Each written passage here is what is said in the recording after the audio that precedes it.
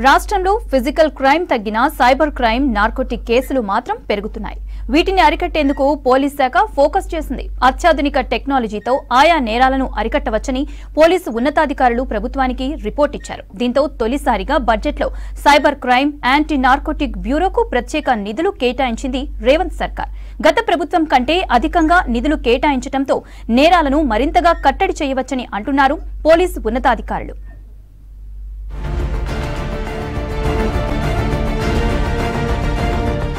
రాష్ట్ర బడ్జెట్లో హోంశాఖకు చెందిన పలు విభాగాలకు ప్రభుత్వం నిధులు కేటాయించింది.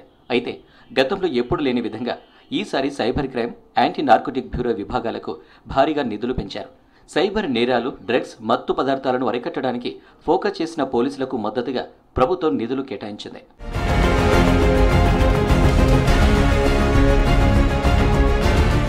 సైబర్ సెక్యూరిటీ బ్యూరోకు గత ఏడాది 3 కోట్లు ప్రతిపాదించగా ఈ సంవత్సరం 5 పెంచి 15 కోట్లు కేటాయించింది రాష్ట్ర ప్రభుత్వం.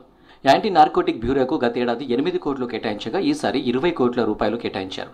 ఈ 2 విభాగాలకు సంబంధించిన కేసులు పెరిగిపోతుండటంతో వీటిని అరికట్టేందుకు అడ్వాన్స్డ్ టెక్నాలజీ ఉపయోగించడానికి ఈ బడ్జెట్ ఉపయోగపడుతుందని భావిస్తున్నారు పోలీసు ఉన్నతాధికారులు.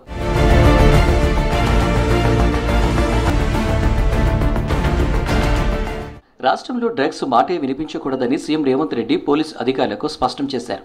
వాటి నిర్మూలనకు ఏర్పాటైన యాంటీ నార్కోటిక్ బ్యూరో డ్రగ్స్ని పూర్తిగా కట్టడి చేసే పనిలో ఉంది. ఇందుకోసం బ్యూరో అధికారులకు సీఎం పూర్తి స్వేచ్ఛనిచ్చారు.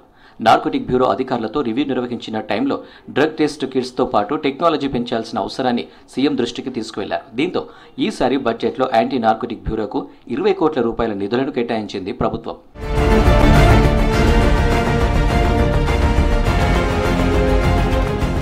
ఇక సైబర్ క్రైమ్ కేసులు కూడా భారీగా పెరిగిపోతున్నాయి. సామాన్యుల దగ్గర నుంచి కేటుగాళ్లు కోట్ల రూపాయలను కొల్లగొడుతున్నారు. వీటికి అడ్డుకట్ట వేసేందుకు ప్రత్యేక చర్యలు తీసుకుంటున్నారు పోలీసులు.